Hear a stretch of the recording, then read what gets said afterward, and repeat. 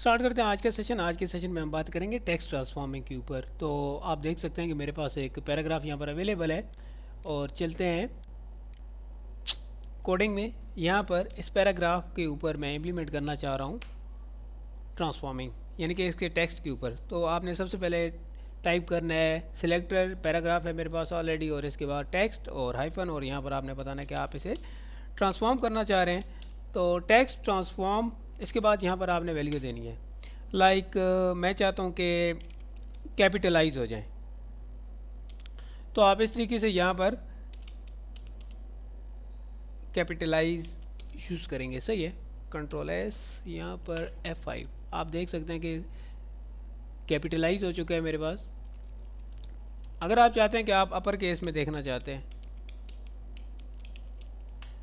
तो ये आपको अपर केस में नज़र आ रहे हैं। इस तरीके से आप यहाँ पर लोअर केस में भी इसको कर सकते हैं, ये आपको लोअर केस में नज़र आ रहे हैं। अगर आप नन करना चाहते हैं तो नन कर सकते हैं यहाँ पर। सही है, जो कि ऑलरेडी है। आप यहाँ पर इन हेरिड की वैल्यू भी यूज़ कर सकते हैं, कंट्रोल एस।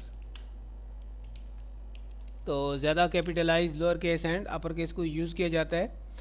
तो उम्मीद करता हूँ आपको समझ आ गई होगी। इस पर प्रैक्टिस कीजिएगा। नेक्स्ट सेशन तक इजाज़त, अपना ख्याल रखिएगा, दुआ में याद रखिएगा। अल्लाह हाफिज़।